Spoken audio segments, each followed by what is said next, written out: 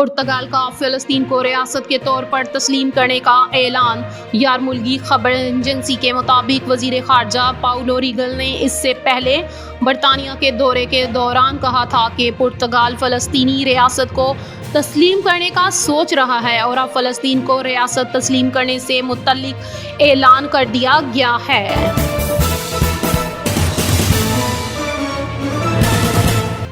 दोहा हमले के बाद खलीज ताउन कौंसिल का मुश्तरका फौजी मशकों और मिसाइल वार्निंग से सिस्टम पर इत्तफाक। खलीज ताउन कौंसिल GCC के रुकन ममालिक के खित्ते की इज्तिमाई दफा को मुस्तहिकम बनाने के लिए अहम फैसला किया गया, जिसमें इंटेलिजेंस के तबादले को वुसअत देना, नए मिसाइल वार्निंग सिस्टम तैयार करना और मुश्तरका फौजी मशकें करना शामिल है।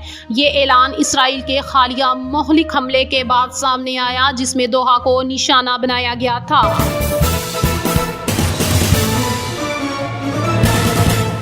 कपिल शर्मा मुश्किल में पड़ गए। 25 करोड़ का लीगल नोटिस मिल गया। मारूफ भारतीय कॉमेडी और मेज़बान कपिल शर्मा को अपने शो में बाबूराव का किरदार पेश करने पर लीगल नोटिस मिल गया था।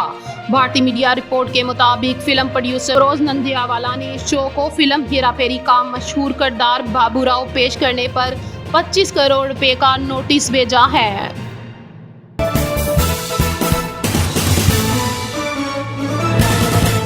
सूर्या कुमार यादव को ओमान के खिलाफ मैच में रोहित शर्मा की याद क्यों आई? Video viral. भारतीय कप्तान सूर्या कुमार यादव ओमान के खिलाफ मैच में टॉस के वक्त टीम में तब्दील खिलाड़ियों के नाम भूल गए। टॉस जीतने के बाद जब प्रेजेंटर रवि शास्त्री ने इनसे टीम में की गई तब्दीलियों से मुतालिक पूछा तो सूर्या कुमार सोच में पड़ गए। सिद्रा अमीन का बड़ा कारनामा, नया रिकॉर्ड कायम कर दिया। कौमी वीमेंस क्रिकेट टीम की बल्लेबाज सिद्रा अमीन ने पाकिस्तान वीमेंस क्रिकेट की तारीख में नया रिकॉर्ड कायम कर दिया। सिद्रा अमीन ने जनूबी अफ्रीका वीमेंस के खिलाफ होम सीरीज के दूसरे वनडे मैच में भी सेंचुरी बना डाली।